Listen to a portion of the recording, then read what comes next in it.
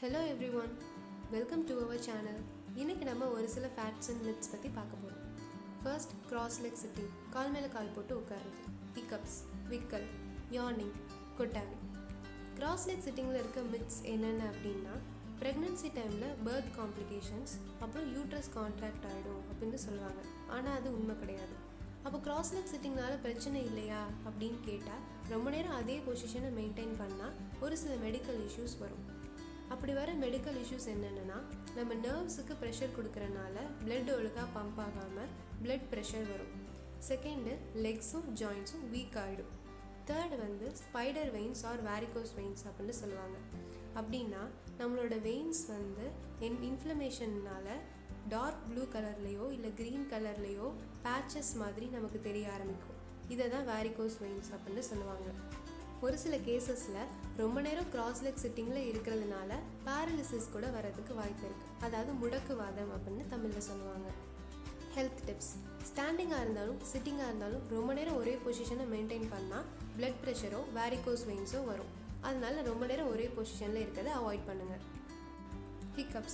Hiccups எப்படி produce ஆகுது அப்படின்னா, நம்ம லங்ஸ்க்கு கீழே இருக்க ஒரு சின்ன பார்ட்டு தான் டயஃப்ரம் எப்போ எக்ஸஸாக ஏரை இன்ஹேல் பண்ணாலும் ஜர்க் ஆகி மூவ் ஆக ஆரம்பிக்கும். அப்போது அந்த மொத்த ஏரையும் வெளியில் அனுப்பும்.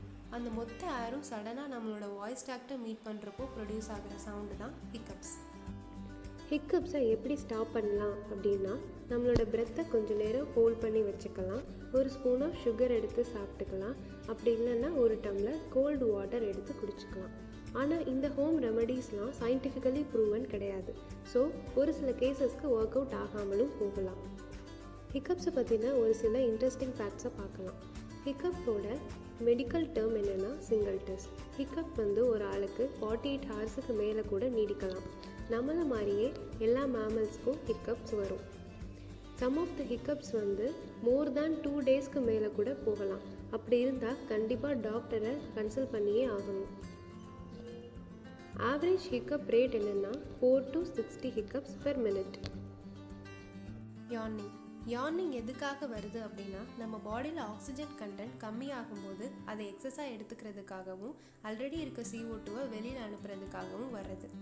யார்னிங்கை பற்றின ஃபேக்ட் என்னென்னா, யார்னிங் is contagious from humans to humans and humans to other animals. அதாவது இப்போ ஒருத்தவங்க கொட்டாவி விடுறத பார்த்தா பார்க்குறவங்களுக்கும் கொட்டாவி வரும். அதே மாதிரி ஒரு கொட்டாவி ஆவரேஜாக 6 செகண்ட்ஸ் வரைக்கும் இருக்கும். நம்ம போர்டாக ஃபீல் பண்ணும்போதும் டயர்டாக ஃபீல் பண்ணும்போதும் யார்னிங் வருது. ஏன் அப்படின்னா, பிரெயின் டயர்டாயிடுச்சுன்னா ஆக்சிஜன் இன்டேக் கம்மியாயிரும். அதை இன்க்ரீஸ் பண்ணுறதுக்காக தான் நமக்கு யார்னிங் வருது. ஈவன் கருவில் இருக்க குழந்தை கூட கொட்டாவி விடும் அப்படின்றத அல்ட்ராசோனிக் சவுண்டு மூலமாக ரெக்கார்ட் பண்ணியிருக்காங்க.